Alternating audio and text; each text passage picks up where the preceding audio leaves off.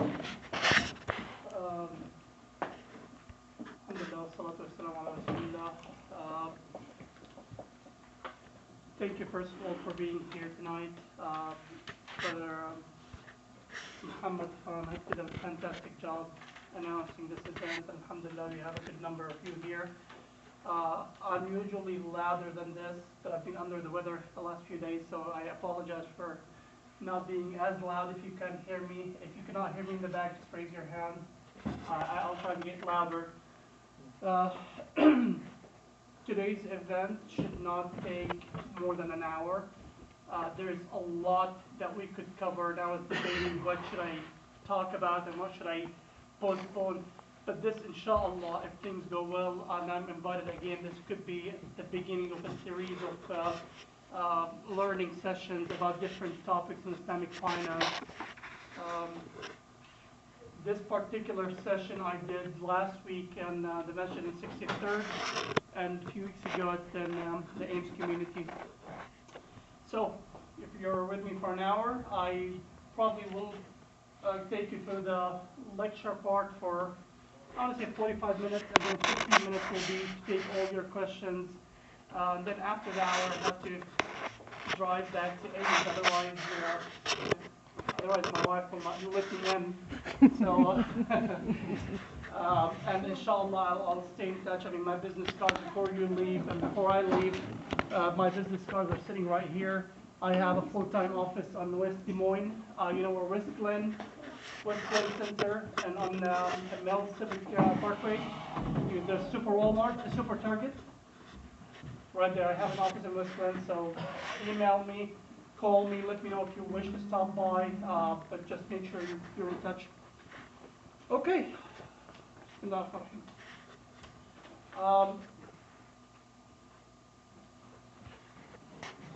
Initially, I was going to talk about just, to scratch the surface of different topics in Islamic finance very, very quickly. But I've been having very interesting discussions with the people of NATE, and I'll explain to you what NATE is, the Iman Fund and the Azad Fund, the different Islamic mutual funds in the US. I've been having some interesting discussions with them the last couple of days, so I decided to focus more today's session about investing. And inshallah, future sessions, could be next week or the week after, will be more on the financial, the financing structures. So today we're going to learn how we invest in a Sharia compliant way. How could our money grow in a Sharia compliant way? All right? Okay. A little bit about me before I continue. I am an investment manager, a registered investment representative, registered here in the state of Iowa. And I own my little company called First Islamic Investments. It's a very new and small company based here in West Des Moines. I live in Ames because my in-laws and everyone in Ames, so I'm locked in Ames. My background has always been in Islamic banking. I worked overseas for a commercial bank of Qatar. I was responsible for their Islamic branch network. So they have like 13 Islamic branches, probably around 130 employees. I was responsible for those branches. Other things about me.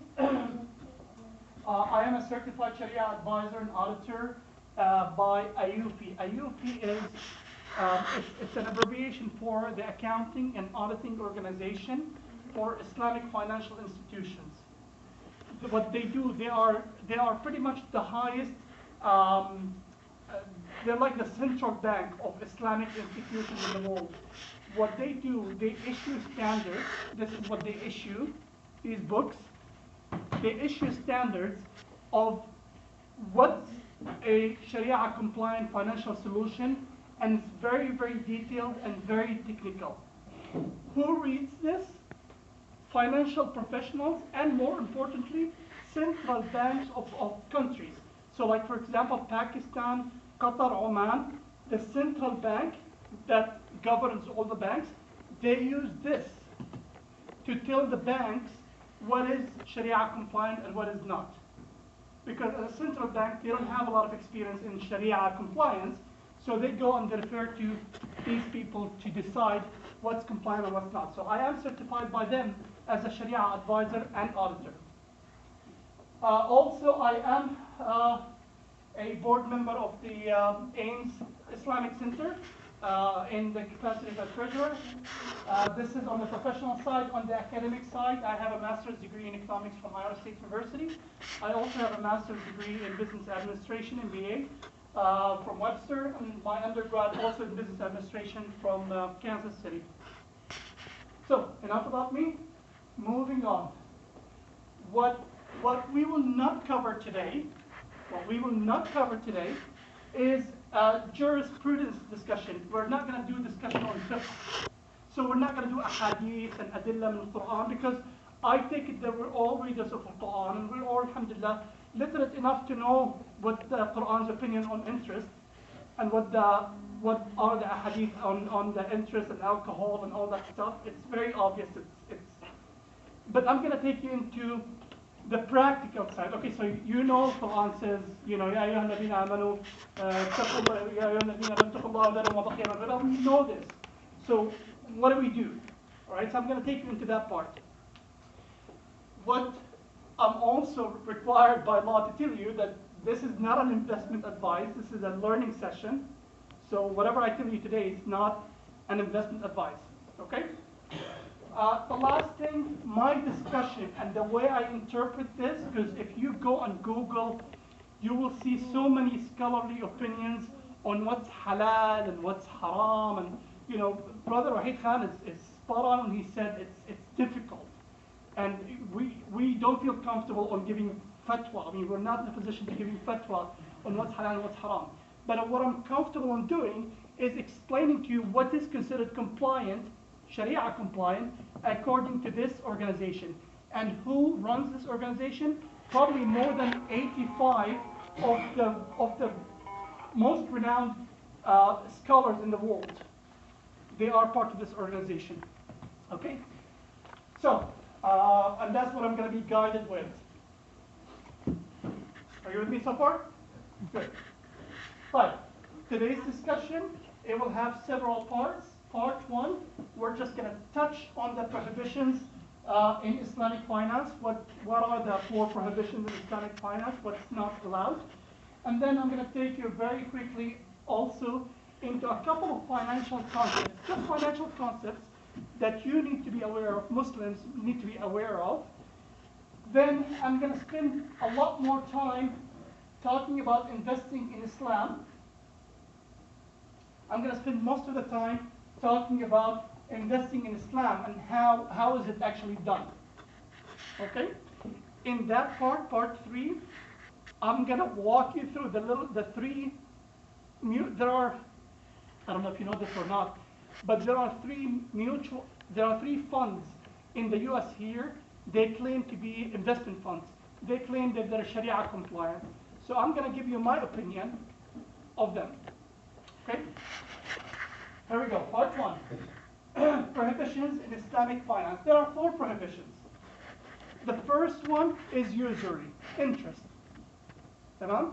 Usury, interest. Now, let me take it a little step further, because when we think of interest, we're thinking, you know, the interest on a loan, the interest on a credit card, that kind of interest, right? And this is correct. This is called riba, and there are 2 types of interest. There are 2 types of riba, usury, riba. The Quran says riba. There are 2 types of riba. There is riba al-nasi'a, which is the conventional way of seeing interest. Me giving, wal'ayadu billah, Brother Muhammad, $100, please pay it back 110. This is a very clear example of riba al-nasi'a. The other kind of riba, which is not very common, you probably do not see it, but here's what it's called. It's called riba al-fadl. Riba al-fadl. The way riba al-fadl, it used to happen in the past, but it could, I mean, you should be aware of it, is when, probably the ladies know more about gold, gold, there's a carat 18 and carat 22 and carat 24. The higher you go in carat, the better quality the gold. So say, for example, I have 1 ounce of carat 18 gold. sorry, 2 ounces. 2 ounces of carat 18. Are you with me? Okay. And Brother Wahid, I'm going to be using you as an example, I'm sorry. So, and Brother Wahid has 1 carat of, has 1 ounce of 24 carat. So I have 2 ounces, he has 1 ounce. Mine is a lower quality, carat 18, and his is superior quality, 24. If I go and I trade with him, this is considered riba al-fadl. Why? Because we are trading with one of it superior in quality to the other. Right? It's like me giving you, you telling me, Sammy, listen, I went to the grocery store, they're closed today, can I borrow a bag of rice?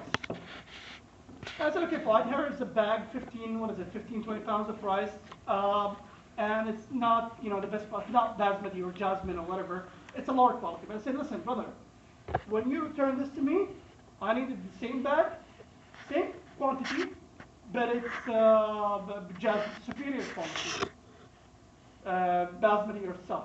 So this is tafadul, riba al-fadl. Okay? Are we clear on riba al-fadl? Okay, very well. And again, if you have questions, we're going to take in towards the end. So, riba al-nasi'a and riba al-fadl. Riba al-nasi'a is the one we see every day. All right? Give me 100. It could be, by the way, riba could start usury. When I say riba as usury, riba could start in a qard hasan. It could be that, what's your name of that? Abdul Jalil. I'll start using you as an example. So it could be that I ask Abdul Jalil for $50. And he says, Sami, here's $50, just when next Friday, just give it back to me. Qard hasan. It could start like that. But when Friday comes and I show up and I said, Brother Abdul Jalil, I just don't have it. And if in al-Jahiliyyah, they used to say, إِمَّا أَن تَقْضِي وَإِمَّا أَن تَرْبِي. What they used to say, either you pay up or you give me a little bit more when you pay up. All right, so he would say, he would say, you don't have it today? Okay, fine, I'll take it from you next week, but I'm going to take $5 more on top of it, so it's going to be 55. Okay, so keep in mind, riba al-nasi'a could be in that way. So this is the riba. That's the first prohibition in Islam, in Islamic finance in particular. The second one is impermissible activities, and this is common sense. You know, trading the prohibited items like tobacco, pork products, adult materials, etc. Right? This is, I think we're all clear about it. So impermissible activities, or if we are in the business of lending money. This is impermissible activity. If I have a shop and all I do is just, you know, lending $100 and taking 10 here and taking 10 there, this is impermissible. The third prohibition is gambling, maysir, al-qimar. All right, and gambling, it's basically pure speculation. It's not, when you think of gambling, don't think about the casinos and the games, but it could be any game, any event that's just only speculation. Only speculation. It's considered gambling, maysir. All right? Al-qimar. So basically, if me and my brother Abdul Jalil say, listen, $2 that no one's going to walk down from the stairs in the next 10 minutes. So any game where it's just pure speculation, all right? And this is very important in the investment industry. If we are investing in the stock market, that we have no idea what we're buying, but we're just speculating it's going to go up or go down, this is a game of luck, right? So pure speculations is considered impermissible. The fourth one is ambiguity, and it's called al-gharar. And ambiguity happens when I say, what's your name? Mahmoud. Right. When Mahmoud and I, you know, he's looking for a car, he wants to buy a car, and I say, Mahmoud, listen, you want to buy a car? I'm sending you my car. And he goes, for how much? And I said, for $3,000. And he says, okay. So, you know, in a sale happens in ijaba qubul. So I said, I sell you. He said, okay. But this transaction is considered impermissible. Why? Because it's full of ambiguity. First of all, he doesn't know what car I drive. We have not discussed when is he going to be receiving the car. We haven't discussed when am I receiving the funds. So this transaction is full of ambiguity. We look for that in Islamic finance as well. If a contract or an agreement is vague in so many areas, it's considered void, it's considered impermissible. Okay? So ambiguity, al-gharar. Those are the 4 things. And again, questions, we're going to take them towards the end. Moving on to part 2. In part 2, like I said, I'm going to touch on a couple of concepts, just business concepts. Could be something that you already know, but it's important that we remind ourselves. The first concept is inflation. Can anyone volunteer and define what inflation is? Inflation. Oh, excellent. When prices go up, okay. It's the opposite of deflation. The opposite of deflation, mashallah, yeah, the economist. Mashallah. So next session there's that. It's very important, brothers and sisters, to understand the power of inflation. It happens whether we like it or not. Inflation is basically the, and I'm not going to tell you how it happens, but I'm just going to tell you that it's a general increase in prices, all right, for several reasons, and there's so much reason behind it, but the general increase in prices. So in year 2000, when you went and bought an item for $1,000, the same exact item in year 2013 costs $1,352. This is not thinking because, oh, it's just pure inflation. And this accounts to 35%. So this increase is around 35%. It's annual. Annually, the inflation is from 2 to 3%. Whether you like it or not, just remember, say 2.5%. 2.5%. This is the average inflation in the US. 2.5%. In recent years, it hasn't been that. And right now, I think it's 1.6 or 1.5. But keep in mind, prices go up, whether you like it or not, by 2.5% every year. So, if you saved $1,000 in year 2000, thinking that you want to retire and you can buy that car that you were wanting, or you want to buy that health insurance policy, guess what? In year 2013, the price for that same policy is $1,352. Why am I telling you this? Because that money that you saved has to grow by 2.5%. So as prices go up, your money needs to go up, so you end up affording this. Does that make sense? Yeah. All right. 2.5% inflation. The other concept that's super important, 2 concepts. The other one is zakat al-mal. And zakat al-mal, again, if there's nisab or hada, hal alayhi al-hawl, 2.5% annually, assuming nisab and all, right? So 2.5% for zakat al-mal, 2.5% inflation. So total is what, 5%? My math is correct? 5% every year your money needs to grow by. All right? You're young, you're old, you're in 30s or 20s, your money needs to grow by 5% every year so you can pay your zakat al-mal, and you can adjust your value to inflation. So at least your money stays the same. You don't lose value. And you're trying to think, well, how am I losing value? It's $100 in my pocket, and it stays $100. Well, right, you pay 2.5% of it. Well, not $100, but $10,000.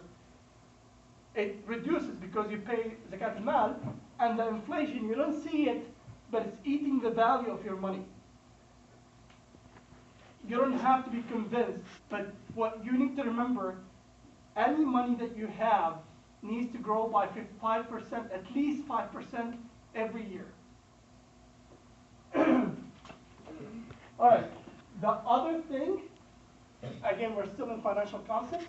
The other thing is if you are employed and your employer offers a 401k plan, and if you're thinking, what's a 401k plan? It's a retirement plan where your employer says, well, we can cut 3% of your check and we will match it. By match it, they put 3%, and it's a good way to save money, okay? Because all of this money, first of all, is sheltered from taxes. It's a good way to save money.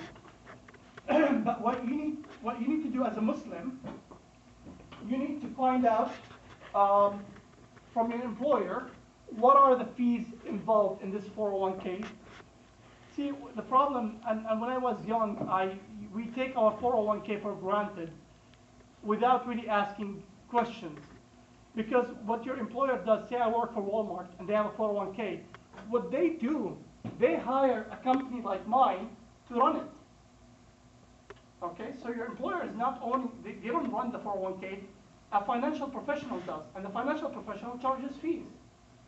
So you should find out from your employer, you know, what are the fees involved.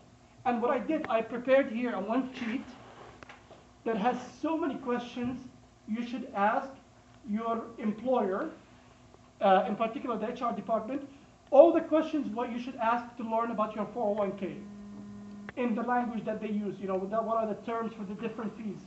Because if you don't ask, they're not going to tell you. And you know, when you sign up, they give you like this thick packet about your 401k that no one reads. It has all the terms and conditions. So this is a good way for you to learn what are the terms and conditions of your 401k. Maybe it's a very bad plan. And if you discover it's a very bad plan, once you know, give me a call. I'll sit down and talk to you here, anywhere. Okay? I'll talk to you and I'll see what options you have. But the reason I'm talking about your 401k, it's a good place to build for retirement. So make sure if you want to take one of these before you leave. Other than fees, you'll also find out, you know, how are they investing this money? So because your money is invested, it's not only they just put it under the mattress, they invest it. But you want to see, is this company that they hire, like my company, is this company really good? Is it making your money grow, or is they're just not, they're losers, all right? So find out what kind of return have they been generated. It could be that they're making money, but with the fees, all of this money is gone. So find out. And again, the questions covers, you know, all of this. Lastly, find out if your money is invested in a shari'a compliant, you know, in a shari'a compliant way. And this is the difficult part.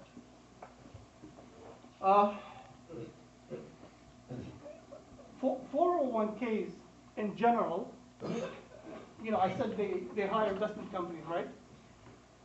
They invest in funds. They don't go and buy individual stocks in companies, but they invest in funds, mutual funds. And it's really hard to force or to make your 401k plan to invest in Sharia compliant ways.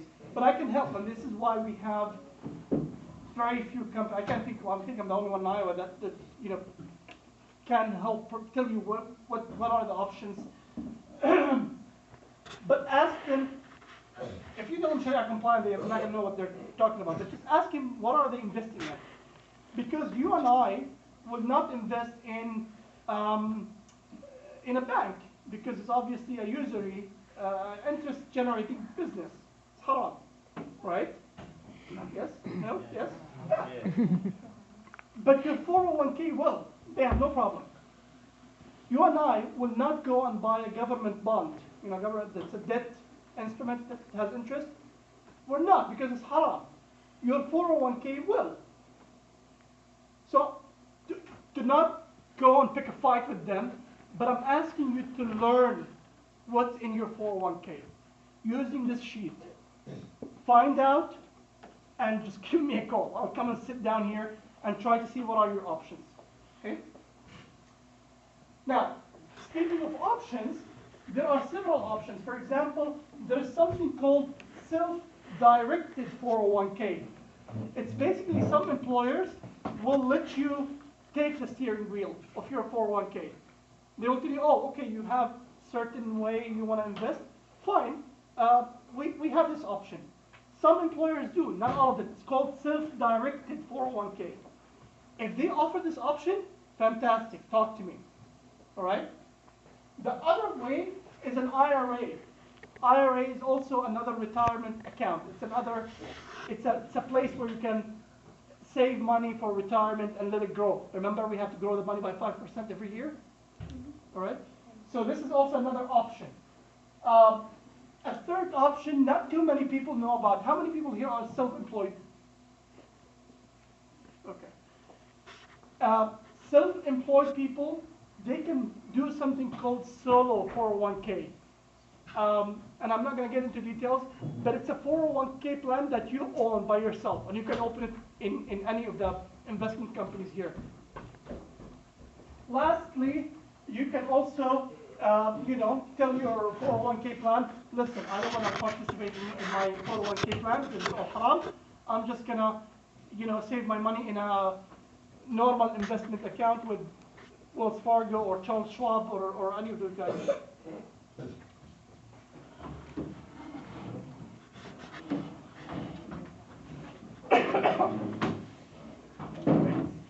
Okay.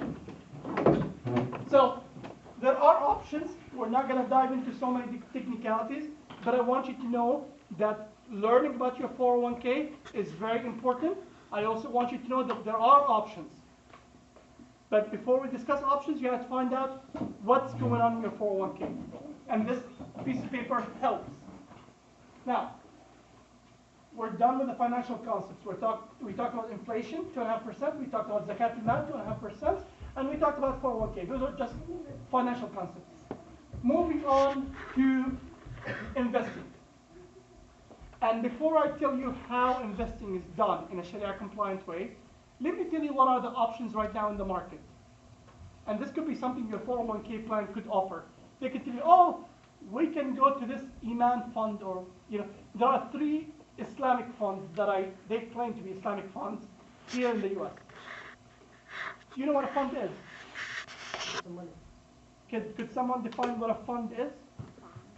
Fund, F-U-N-D, fund. Yeah, a fund basically is like it's like a pool that has shares of companies. So this fund could own, let's say, a little bit of Walmart stock, a little bit of Best Buy stock, a little bit of Verizon, and they own like 70 companies. So when you invest in this fund, you invest in all those companies. This is what a fund is. Good and bad. Good is that your money is invested in so many companies, so you don't have a risk of one company going bad or up, because there's so many, diversified, right? In so many industries. Bad is that you don't have a lot of control. You cannot pick and choose what's Sharia compliant. Now let me tell you what are the options in the market. First, there is this very big called Amana Mutual Fund.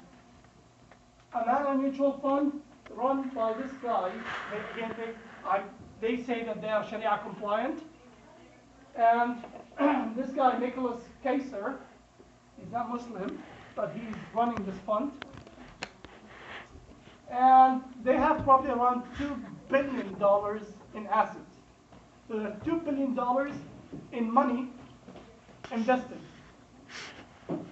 And this Amana Mutual Fund is the biggest. And it's not, you should not be surprised when your employer tells you, when you tell them 401k, they say, oh, you want Islamic option? How about Amana? It's possible. Here's the problem, well, not a problem. Amana, they have 3 funds. They have income, growth, and developing world. And I'm not going to bore you with this information. But I want you to know, they invest in 63 companies. One of them invests in 63 companies. I looked at it personally. And I was not I didn't look at all companies, I just sampled a few that I could pick very quickly. For example, according to the IOFI standards, the standards of what's considered Sharia compliant, this company Amana invests in PepsiCo, in Pepsi. The problem with PepsiCo is that most of the money is from debt. Like 43% of the company is from debt, from loans. And the problem here is that this is all interest. So according to IOFI, it's considered non-compliant. The other thing, it could be not too obvious for people. But the other one that was just, the other one is General Mills. They invest in General Mills. And, you know, I went and checked. General Mills, they sell so many things. All right? Among the things that they sell pizzas that has, you know, pepperoni and sausage and stuff. And they don't sell like 2 or 3 of them. They said on their website that they sold 240 million pizzas. So I'm thinking, well, how is that a Sharia compliant company? I mean, why would you want to invest in a company that parts of what it does, it sells pork products?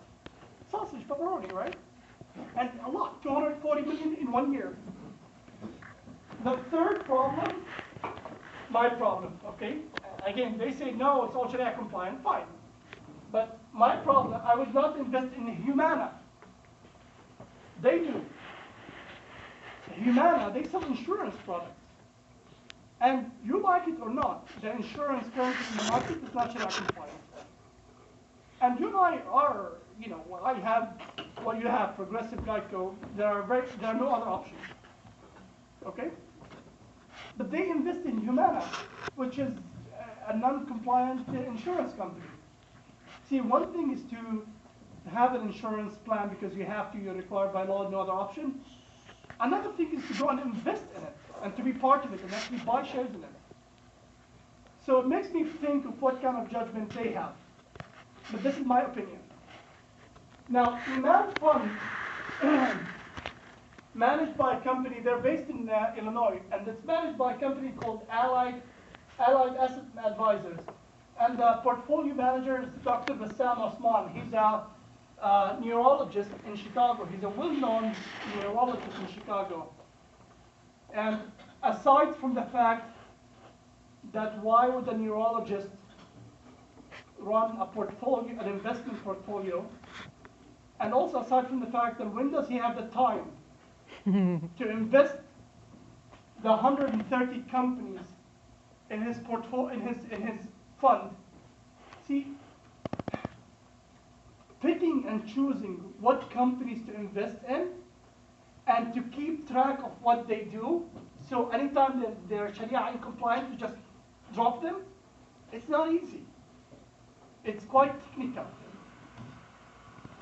So his fund has 130 companies, more than 130 companies. And they are owned, 63% owned by Nate. If you have heard of Nate, how many of you have heard of Nate? Yeah. Nate is a North American Islamic trust. Many of the masjids here in the US have money with Nate. And Nate takes the money, well, I'm going to quote my discussion with Nate yesterday. They said not all of it goes to Iman Fund, although they own they own most of Iman Fund. They said 80% goes to Iman Fund. I said, okay, fine. Okay. My question to them yesterday was, why is Iman Fund investing in Amazon, and why is Iman Fund investing in eBay when eBay and Amazon, they're marketplaces for, and we can buy liquor and tobacco and adult material on those places. And here's the answer. First of all, they didn't answer me. The emails were going back and forth. Oh, yes, brother, here's the documents. And when I asked, could you please explain to me how is this Sharia compliant? The emails stopped. So I picked up the phone yesterday, and by the way, with all truthfulness, they could be the most sincere people in the world, but I'm surprised. And what I'm puzzled more by the answer I got, when I called and I said, how come? They said, well, Amazon, eBay, they don't sell any of this stuff. And I said, you don't know that Amazon sells cigarettes. They sell so many things, cigarettes and alcohol. You don't know this. They said, no, they don't. I said, well, this is sad. And they said, well, brother, maybe you should educate us. I said, brother, you're running people's money, and you need an average Muslim to come and educate you? That was the discussion yesterday. And I'm a bit concerned. And that was my discussion with, I don't want to mention his name, but he's the top guy in Nate. Other than eBay, Aaron's a furniture rental, which does rental in a conventional way that's full of interest. But I didn't mention Aaron's to them, I just mentioned the first two. And again, I didn't even examine the 130 companies. I just looked very quickly and I said, why are you in Amazon? And then they started telling me that, we're all volunteers and nobody makes money. Not true. This company made $400,000 last year by running a $50 million asset. Anyway, I'm not going to get into that stories, but my point here, not just these funds, but my point is you should know the facts. Average Muslims, they don't know the facts. Why? Because knowing the facts requiring digging and pulling statements of those companies and asking questions. All right? The third mutual fund is Azad Fund. It's run by, this is not correct. It's run by Azad Investment, Asset Investment. They're in Virginia. And they have 72 companies, and I had a discussion with them today, actually 2-3 hours ago, about why Walmart. I spoke actually with the general manager. I said, why are you invested in Walmart? He said, why not? I said, when was the last time you've been to Walmart? He said, well, I go to Walmart. I said, you know that Walmart sells alcohol, and they sell so many products with pork. They said, yeah, but not too much. I said, well, how do you know it's not too much? He said, oh, because I can look. I said, listen, I looked at, see, the problem is that they think average Muslims are unable to go and pull details of Walmart. You can. You can go to the filings of Walmart and see exactly what they've sold. He told me, well, Walmart has not, he doesn't know that I'm also an investment advisor. He thinks I'm just an average person.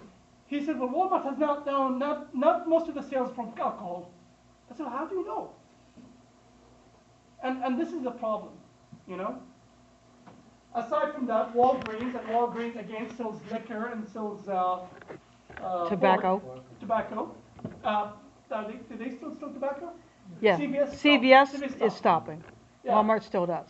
And Walgreens still the does. argument, and I have to be fair, I have to give him the argument. His argument was, Sammy, only minimum of their sales is in illegal stuff, and that should be fine. And and I'm going to ask you, we're average Muslims. If I tell you, I will invest with you, I want to open a store. I want to compete with Brother Wahid. I want to open a grocery store next to him. And this grocery store I want to open, it will have halal food, but it will have a small fridge of alcohol. Just a small one. This big. How many of you raise your hand if you will invest with me? Nope. It doesn't take an investment professional to know what's haram and what's halal. And I've told the guy today, دع ما يريبك إلى ما لا يريبك. Leave what's suspicious to what's not suspicious, brother. Okay? So it's very common sense. Now, moving on to the interesting part. How is it done? Okay. The way I do it, I take a funnel, not a funnel, I don't bring the funnel, but in my head there's a funnel. What it does, it takes, and I'm talking about the stock market here. When I'm talking about investing, I'm talking about stock market. We're not going to talk about real estate or other things, or we're just going to talk about stock market today. In my head, there is a way where I can take all the companies that are listed in the stock market. They're big companies, Walmart, not Walmart, but I mean, there are so many companies in the stock market that you can invest in. But which of those are Sharia compliant? First of all, do you know what NASDAQ and NYSE are? Yes. NASDAQ is a stock exchange, largely technical or, IT, information technology, computer stuff. Well done, thank you. These are marketplaces. New York Stock Exchange and NASDAQ, they're marketplaces, like an auction, marketplace, where shares of companies are bought and sold. All right? NASDAQ, as of 2-3 weeks ago when I checked, NASDAQ had 2,447 companies listed. You can buy and sell shares if you want. And New York Stock Exchange has 2,047. So total together, around 4,500 companies you can buy and sell. Now, which of those are Sharia compliant? The first thing I do is that I use technology. We cannot go one by one, but using technology, we can filter out, screen out all the companies with high levels of debt. Meaning, if I open a business based on loans, that means my business is purely based on interest. So if a company has a lot of debt, we remove it. Because according to the technical, and it's very specific, it's not a judgment. It's not like, maybe, maybe not. There are fine lines, exactly what percent we remove. So once we remove the companies with high level of debt, we end up with 1,150 companies. Good, 1,150 companies. Now what? We don't stop there. We go, again, using technology, we start looking at what companies in what business.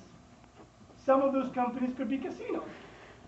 Some could be airlines where alcohol is served.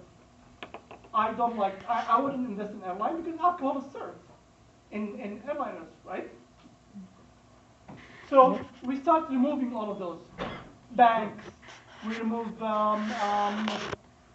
any restaurant because they sell beer and they sell, we remove them.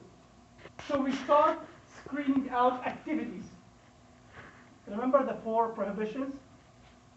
The second slide, we said 4 prohibitions: usury, impermissible activities,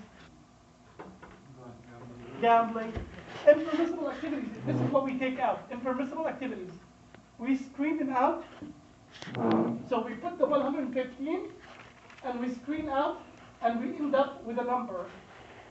Okay, it could be, I don't know, I haven't checked, but it could be 400 or 300. And then we start looking which companies really seems to be good and worth investing in.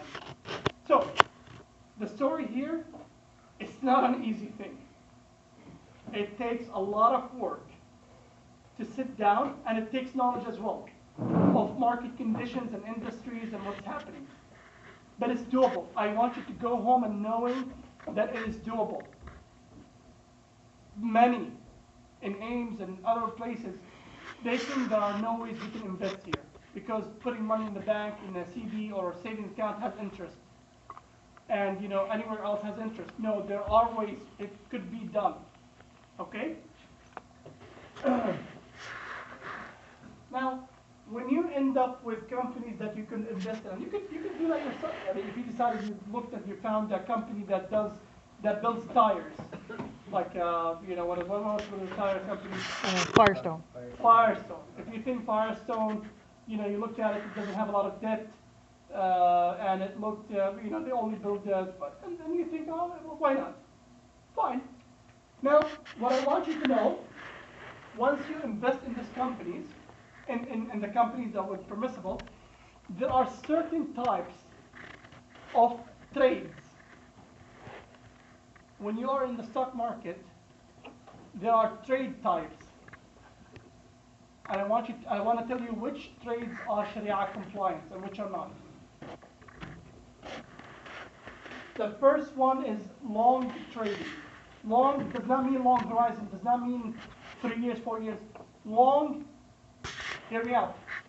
Long means you buy a company, you buy share in a company, hoping with the intent to sell when the price goes up. It's the natural way, right? So we buy something hoping the price is going to go up and we sell it. This is called long trading. If you, inshallah, now or ever invest, it's called long trading. And this is permissible. It's absolutely fine. Whether you buy today and you sell it tomorrow, that's fine. It's considered long trading. The other type, which is not permissible, is called short trading. What short trading means, which again, it's not Sharia compliant, it's you buy a stock in a company, but you hope, and this could sound odd to you, but you actually make money if the price of the stock went down.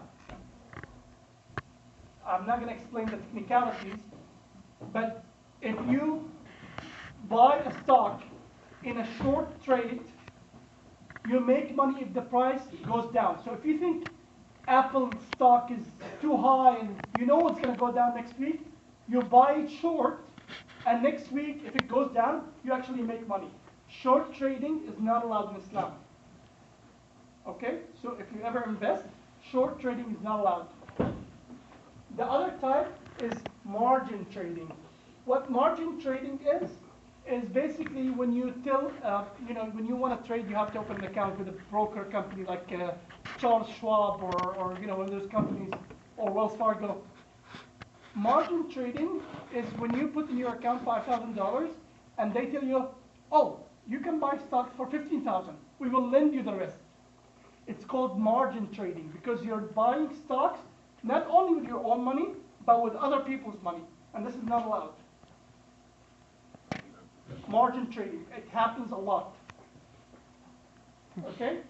So make sure if you ever invest, you're not trading on the margin. Margin trading. And then, I'm not, again, going to explain technicalities, but trading options. And I'm not, you don't have to worry about what options are, but do not trade options. Options are derivatives of the market. They're not permissible. Same as futures. Some young guys in somewhere, Muslims, they've been thinking that, I don't know what website they came to where they trade futures in oil and stuff. And I told them many times this is not permissible. Why? Because it's speculation. This is pure speculation. What is speculation? Gambling. Gambling, remember? And this is what future is. This is what options is, by the way. Options and trading are pure speculation. Hello? So they're not permissible. There are many reasons, by the way, futures are not permissible, especially when it comes to commodities. And I'm sorry if it's just too technical. Commodities, like if you want to buy corn or if you want to buy things of that nature in the market, I can explain to you if you're interested later why this is not permissible. But if you are investing in a company, make sure you're only investing in long trades.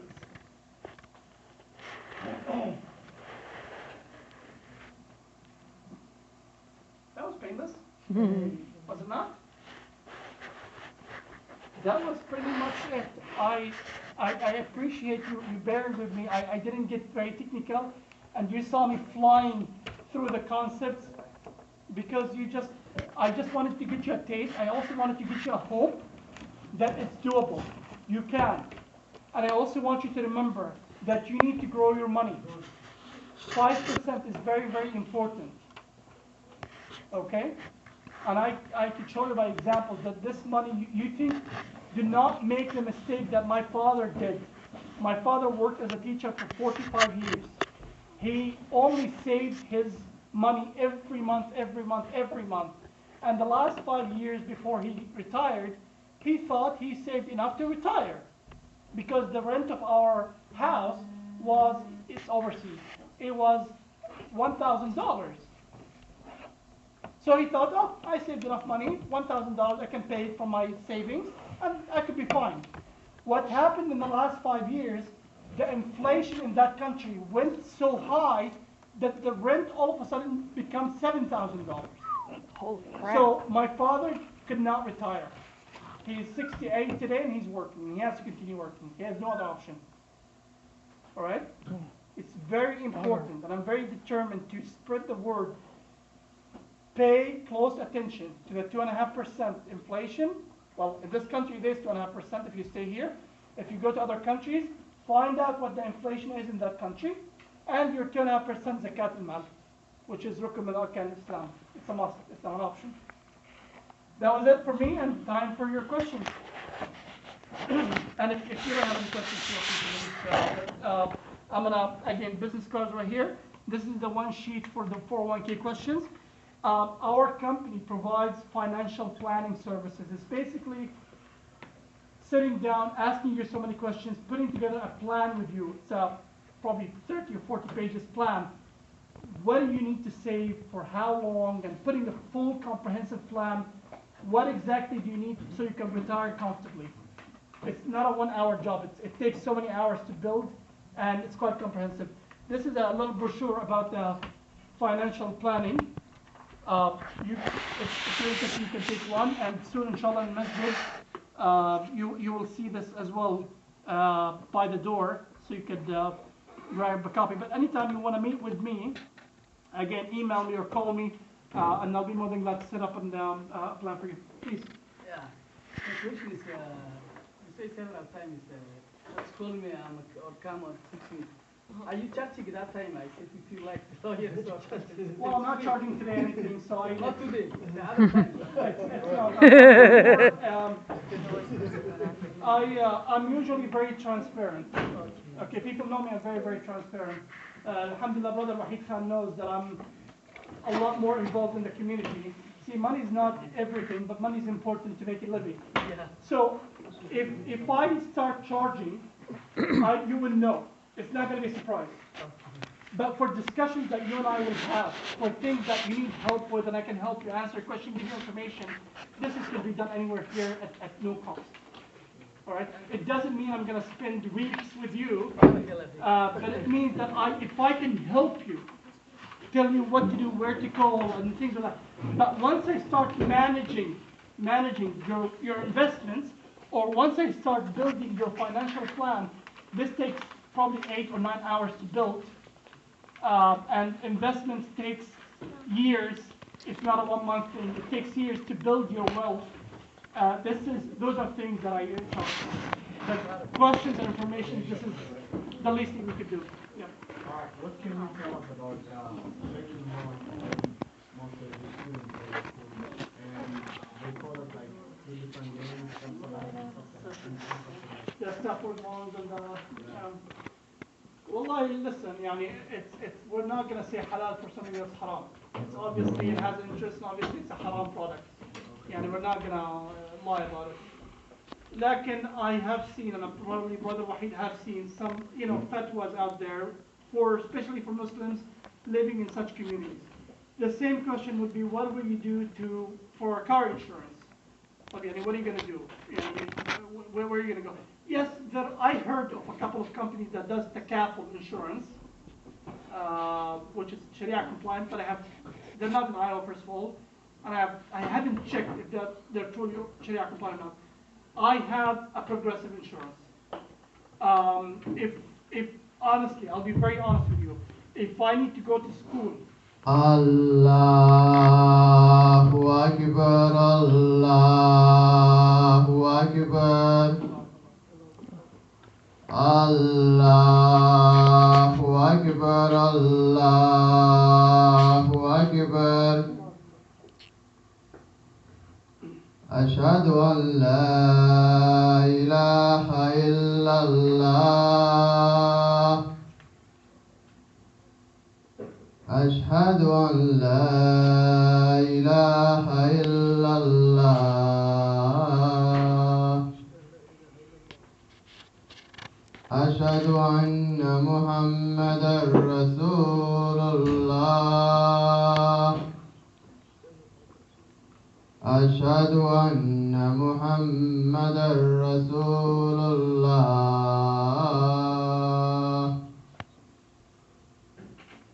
حي على الصلاة حي على الصلاة حي على الفلاح حي على الفلاح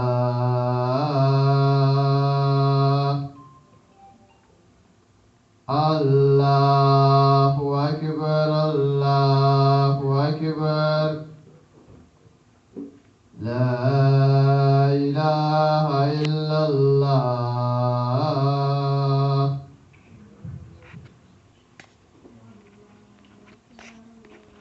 I'm going to ask you a question. About 401k or any kind of a retirement program. I don't know of any in the United States that's probably not, that is not haram, because they invest their money. But how can, you're asking for people to ask questions, but most companies, they don't know themselves. How are they going to answer your question? Yeah. And this is, and my point is here that, the Prophet says, what is about to like, if you ask a question, you're going to get an answer that you may not like. I mean, should you be digging into this, where my retirement is coming from, when you depend on that? Very well. I'm gonna And you're giving part of your money. Very well. I'm going to just close the question here. If I need to go to school, and I think every Muslim needs to go to school, inshallah, if I would, أنا personally, I'm not saying this is halal, but I would, and al-Muslim al-Qawi khayr al-Muslim al-Da'if. So would I go and get a loan? I would, and inshallah, Allah subhanahu wa ta'ala, Rabbi will, Allah subhanahu wa ta'ala. But I will try to exhaust other options like ISNA, because I know ISNA has some scholarships. I will talk to the masajid and see if somebody would do Qard Hasan, or one of the brothers would do Qard Hasan. I will try to exhaust other options, at least to try. But if going to school is a very, very important thing. But again, I'm not in a position to give fatwa. Okay. Your question, should we absolutely, we should know. See, the company, the employer themselves, like I said, they have someone else manage the 401k. Maybe your HR department, the HR department is not going to answer you, but they will tell you. It's your right to ask them. The first question here, for example, is, what is the name of my plan administrator? Ask your HR department. They call it the plan administrator, the one who's managing the money. Ask him, what is it? Who is it? Is it Charles Schwab? Is it who's managing the money? They will give you, they have to give you the name. It's even in the documents. Then you can call that company and ask the questions. But there's not one company that they will be investing in. No. You're not going to ask that small companies. You're going to ask the person who's managing the fund. The person who's managing the 401k, Yes, yeah. ask them, I have my money in the 401k, can you tell me? Because by law, they have to give you every year where your money is. By law, they have to, okay? Every year, they have to tell you exactly where your money is invested, how much your return, and your expenses. As a Muslim, you need to know, because it's your money. As a matter of fact, you have to pay zakah on it, it's your money. All right. If you pass away today, I know you cannot have access to it until 59 and a half years, without a penalty. But if you die today, someone will inherit it. It's your money. Yeah, then they are not everybody on 401k because they depend on Social Security. Now, how do you know where the Social Security, where the heck it's coming from? Yeah, but keep in mind, here's the big difference. Social Security, there's nothing you can do about it. No. And it's the same with me. My retirement is with government, with the federal government. there's nothing I you can don't do. know where they are. It's- They're probably selling, they're Yeah, probably yeah. selling arms to Israel. No, no. If you have a government social security, Medicare, that kind of stuff, there's nothing you can do. I'm talking about employer 401k. What would the government's not a 401k? And we can talk more about it. Well, it's not 401k. No, it's a social, it's a FICA. Yeah, It's a FICA. well, it might And be. yeah, there's nothing you can do there. Right. But you see, different people have different programs. That's what I'm talking about. But if Sani Hamad works at Wells Fargo, they will offer me a 401k plan. I mean, I had this discussion today when I prayed Jummah on 53rd. So many, they have 401k plans, money with them. And they will tell you, and it's a good idea to participate. Yeah, but there are some things that I could probably control. Yes. Like they had, me on life insurance. Yes. I told them I didn't want it. Very well, You excellent. see, they were giving me That's free, but I exactly didn't the want it. behavior. That's exactly Yeah. what you need to be doing. Yes, absolutely. And this helps you. This gives you the questions you need to ask. And learn. I mean, there's not necessarily you change things, but find out. When you find out, give me a call. I'll come to one of the salats. We'll sit down here. I'll look at it. I'll tell you, listen, there's no way. Or I'll tell you, maybe you can. Okay?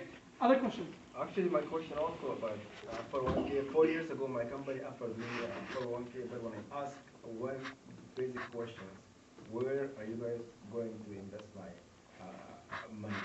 Yeah. And they didn't give me any right answer, or like I guess they Because they kept don't know. like maybe vague answers. They don't know. And even I talked to They the don't guy who manage was it. in charge, and they told me, no, we invest according to market trends. This year could be this thing, next year could be something else, and then they told me even us, we don't even know. Talk about What- confusing because the heck out of what you. money- yeah, so I guess I opted out. Well, they don't. It's always good to be.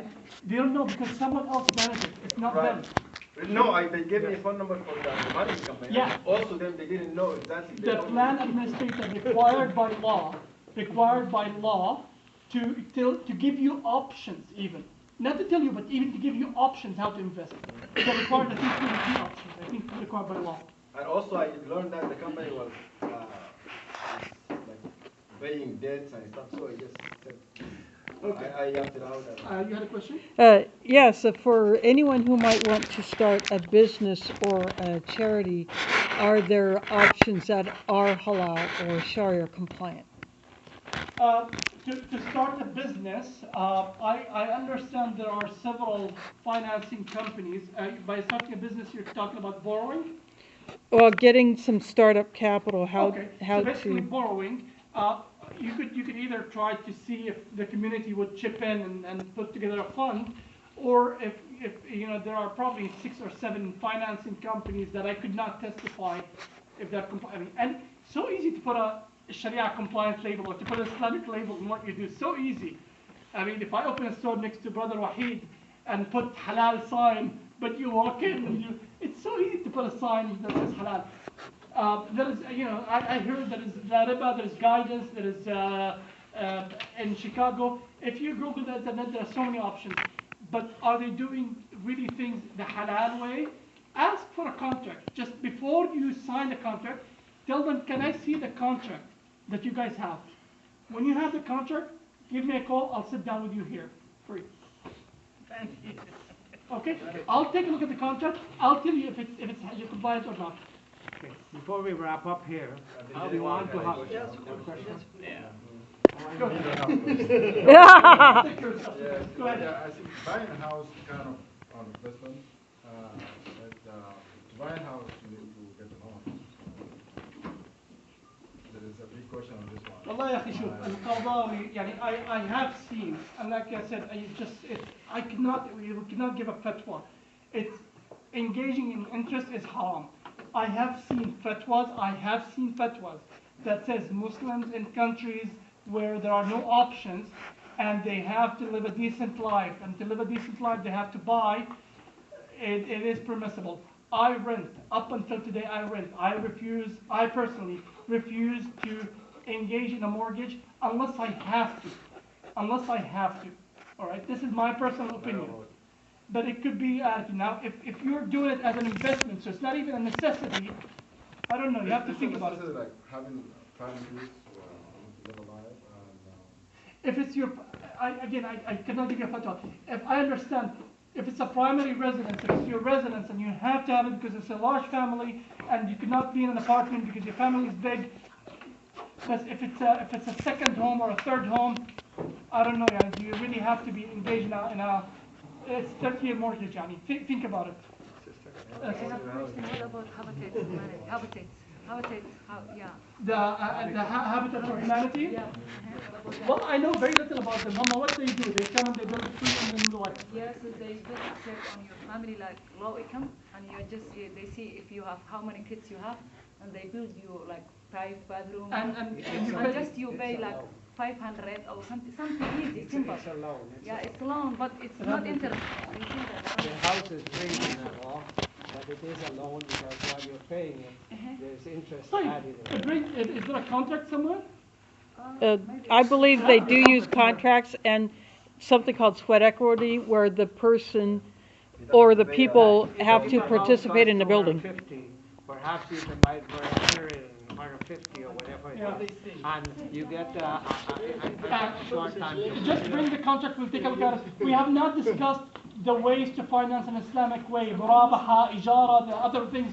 It could be inshallah in a different Jum'ah. It seems that the crowd is interested. Inshallah in 2-3 Jum'ahs, Brother Wahid could bring me in. We can talk about all financing. Well, if we want to meet again, when do you want to meet? First, do you want a Jum'ah or Saturday? Juma is a good day. Like 6 o'clock is good. Yeah. This, Yeah, next week I'm booked. And next Jum'ah I'm booked. After next week. I don't know, perhaps Sorry. the following You tell Brother Wahid. in 2 weeks or so, we can have one, and so it's going to be around 6 o'clock. Because Maghrib, yeah, after Maghrib is great. Asr, Maghrib, After Asr is good. After Maghrib. After Maghrib is good. All right, you have to come out because Yeah, we have in 2 weeks, because he and our brother is very busy. I can bring other people. Would you guys you talking about me? And it could be during the week, anytime after Isha, after Asr. I'm very accessible, by the way. Call, email is always the best because I can research my opinion before I respond. Jazakallah. Yeah, that's how they do business.